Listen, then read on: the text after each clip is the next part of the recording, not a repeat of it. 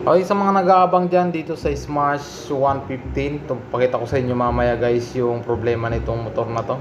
Unang-una pa, check muna natin yung main problem nito. Ayan, so yung ilaw nito guys ay kumukurap. Ayan, so hindi case na may problema sa wiring at lalo na yung may driving light nya. Siyempre, kakabitan natin ng Pia horn at itong Aurora na version 1. So 4 wire yan mga idol. Bali ang mangyayari dyan ay magiging passing natin yung pinagsamang white at yung dilaw. So kakabit natin yan sa kanyang busina. So syempre pakita ko sa inyo yung pagkaka-wiring nung unang gumawa at ito yung pagkaka-wiring. So medyo madugo ito mga idol dahil meron ditong pagkakagawa na hindi talaga pwede. At syempre paulit-ulit lang natin sinasabi na wag kayong maglalagay dyan sa harness ng relay, yung supply ng relay natin. Yan, no? So tinatanggal natin yan mga idol dahil isa yan sa nagiging dahilan kung bakit nasisira yung battery natin. At syempre nagkakaroon ng agawan sa supply. Kaya ito, tingnan nyo guys, kurap-kurap yung ilaw nya. At sigurado ako pag nilagyan pa ng busina to ay wala na, talagang masisira ng tuluyan yung battery. At the same time yun, medyo alanganin din yung pagka full wave nito dahil siningit-singit lang. So gagawin natin dyan mga idol ay full wave natin yan. So go-connect natin yan, hinangin natin yan para walang lost connection.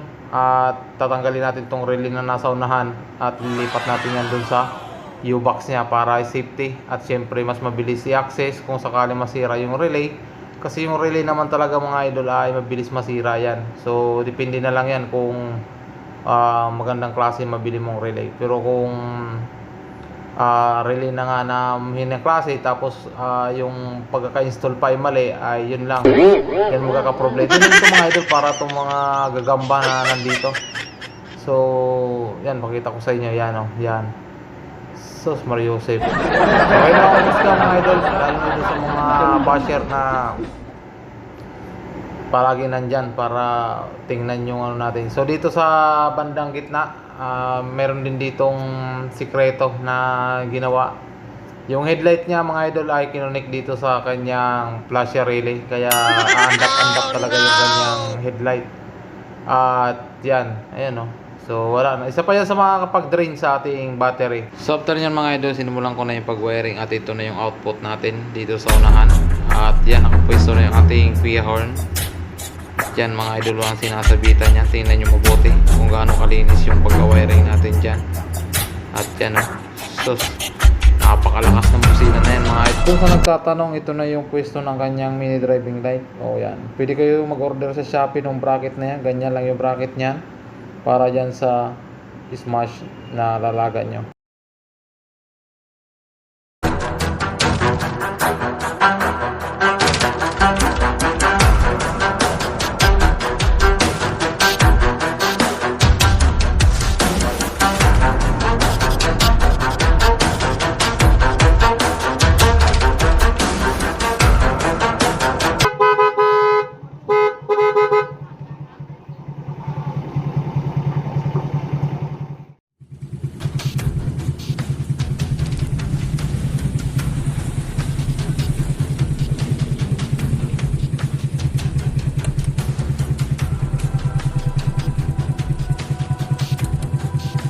So stable na yung kanyang power at hindi na maandap-andap.